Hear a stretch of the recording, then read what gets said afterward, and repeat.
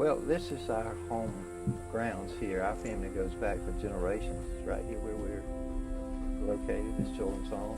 I was born one of 13 children, and really what I wanted to do originally was just to have a big family. So we built this home.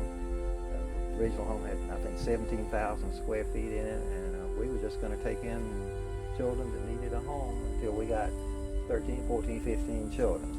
So it originally wasn't a children's home at all. That's how it got started.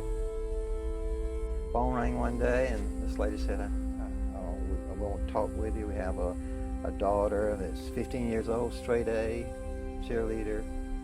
We don't want her to have an abortion. Will you take in the baby when it's born? And we agreed to, and took that baby in. We named him Adam because he was to be the first of many.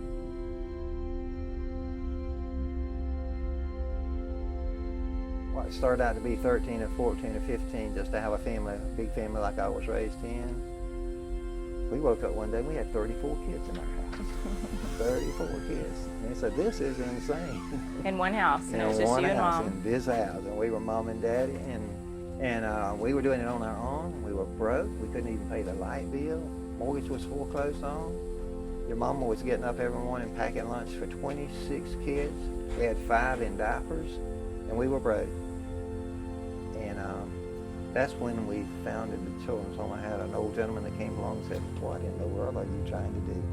He said, you had a good idea. The only thing was that your heart was bigger than your pocketbook. He said, let's fix that.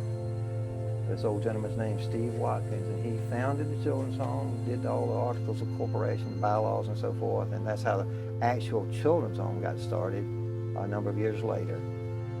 Well, you know, one thing people need to know that, and one thing that impresses folks, I think, is that we operate on the old-fashioned foundation of principles that this country operated on many years ago, when each little neighborhood took care of its own needs before we turned everything over to the government.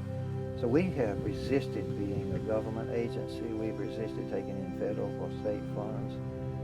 Instead, we have demonstrated the way that I think God would have us to do, and that's each of us recognize who our neighbor is, and that's whoever's in need, and reach out to our neighbor and try to solve the problems without delegating it to the bureaucracy or to the state. Because no matter how hard they try, the state is not capable of legislating compassion, and we have it here.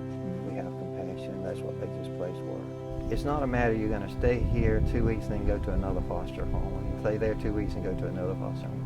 You become our child, and we are there for you from now on.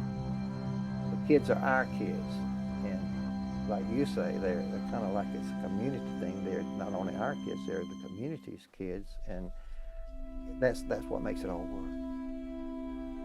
Our ultimate goal is to present as many children as we possibly can with a very simple plan of salvation, and something happen in their lives that will make a difference, not only in this life, but throughout eternity.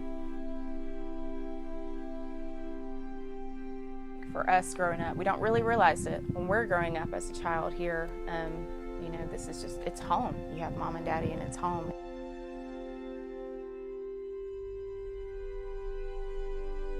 Like, this is my heart. I'm not happy anywhere else. You know, I've been other places. And I don't know, your heart always knows where your home is. And I just can't imagine being anywhere else with all the money in the world, with the most perfect person in the world. He'd give me anything and everything, and if I wasn't here, I know that God wouldn't grow it. I know that I wouldn't be at peace with who I'm supposed to be. She, to me, represents the best of the best of what this place stands for, and is to help develop a child from the inside out.